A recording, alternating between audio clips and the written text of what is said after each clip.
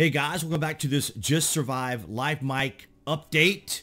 And we have some breaking news just right here on the heels of the most recent video I released. And if you guys have any concerns about that most recent video, that of course was just to review information that we had at the time, as well as just serve as a reminder to everybody that I was following the news. So that's what that was about, as well as addressing all the questions that I was getting. All right, guys, so we have some breaking news right now out of Z1 Battle Royale and or the JustSurvive NantWorks and or Daybreak team news. So nonetheless, so what we have is, I'm going to go straight over here to Bree Royce's article here from Massively Overpowered, where she says, rumor, Z1 Battle Royale H1Z1's PC version seems to be in big trouble as devs confirm layoffs. So that is the big news right now, is that there were some layoffs at NantG. Note, we'll be updating this piece at the end with the latest, as well as I will be doing the same thing.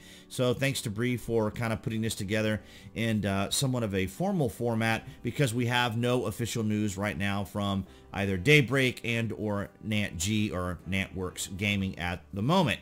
It sounds as if Z1 Battle Royale might be in trouble today. Multiple developers on the PC version of the game, formerly known as H1Z1, seem to be out of work. We're presuming ahead of a major announcement regarding the game. Now, of course, this is what we are anticipating, or what we have been anticipating for quite some time, is what is the news? You know, what will be following up on the negotiations that were going on, the legal negotiations that we had been talking about for some time. It's not currently clear whether the game is shutting down or we're looking at some sort of restructure of the staff. Now, that does happen when companies change or when new announcements come out and things are being reintroduced into a new company and business and things like that. So that is not unusual. Now, how this is going to affect things overall, we simply don't know, because we are all still waiting for, of course, the official announcement. And here are some of the designers that she mentions, and we'll touch on some of those individuals here in just a moment. I'm not entirely surprised that John Smedley chimed in. If you guys weren't aware, John Smedley was the former president of SOE and then of Daybreak. He goes all the way back to the Varant days, back when I first started playing EverQuest. So John has been around for many, many years, and we'll get into one of the factors that that Adam discusses on how the game turned around in 2015. But other than that, other former developers of the game have dropped the game from their Twitter bios. So we've seen some bio changes. Now, I've really not looked into it that deep. I just saw a lot of the announcements yesterday, was hearing from a lot of you guys yesterday via Twitter, via other, via other contacts, as well as through the previous video that I made the other day. So just last month, the game saw a major patch that was essentially an homage to the old school game. It also, excuse me, guys, it also promised negotiations were continuing on the fate of JustSurvive, which sunsetted last year. Of course, as you know, that was back in October. However, the game also saw the departure of Chase Hall just a few weeks ago.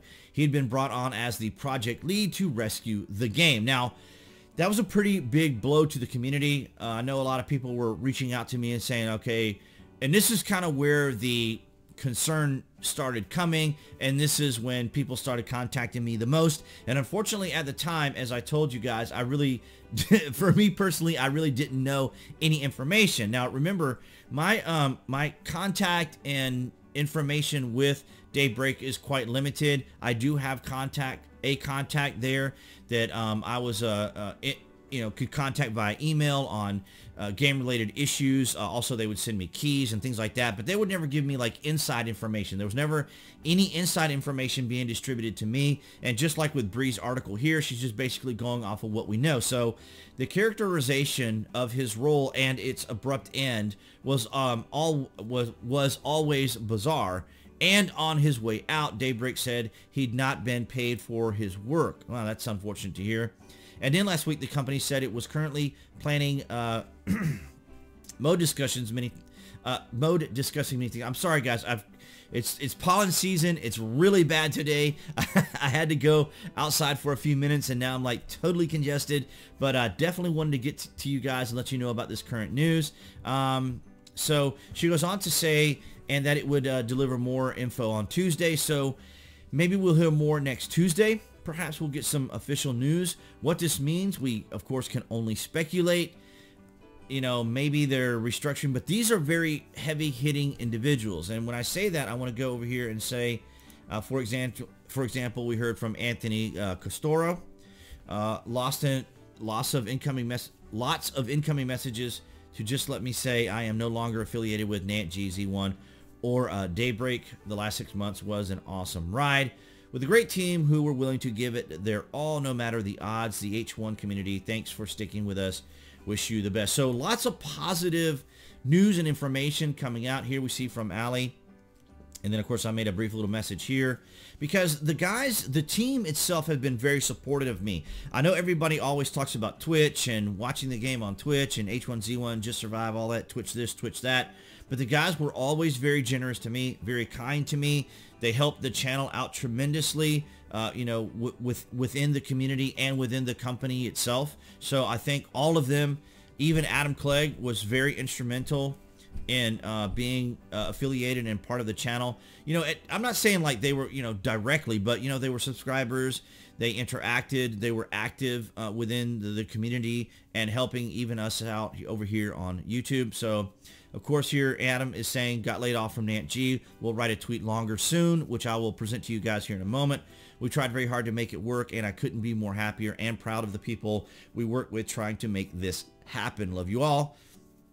H1 community will always be in my heart, just like PlanetSide will. Of course, Adam came on to SOE during the time when PlanetSide 2 was being developed. I believe he mentioned that he was a fan of the Forge Light engine. Sometimes I get his messages and Jimmy Wisenhunt's confused, but I think probably both of them were probably both interested in the Forge Light engine that was coming out for the development of PlanetSide. So here we do see Adam's message in its entirety, and I will link this down below. All of this information that you're seeing here in the video will be linked down in the public section below. Now, I'm not going to go through this and read all this to you guys, but I did want to, you know, kind of pick out certain sections here. Like, for example, I personally feel like I took a hard left turn somewhere in 2015 when I saw the Battle Royale mode start to pick up and left for greener pastures. So basically what he's talking about is the fact that in 2015, you guys may recall that we had kind of both games running simultaneously, H1Z1 Battle Royale and, of course, JustSurvive. And in 2015, there was a big discussion and argument, like kind of what, well, not argument, but a discussion or debate. For example, when he says he left in 2015, how things changed, and they did. I would also include that that was also the time when John Smedley left. And John Smedley was the mandate setter, so kind of when you lose those individuals that are the people that kind of are directing the course of the ship, when those people leave, it can affect it overall.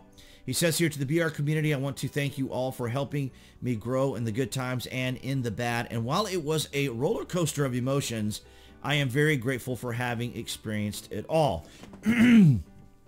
So, yeah, and I can imagine that a lot of the development team is, I genuinely believe that they do appreciate and value all the things that the community does, because if you guys remember going all the way back to Landmark, and even with the excitement and hype of EverQuest Next, it seemed like the direction that SOE and Daybreak was taking was to allow the marketing of the games, the hyping of the game, and all of the opinions and thoughts and suggestions within the community to be be driven by the community.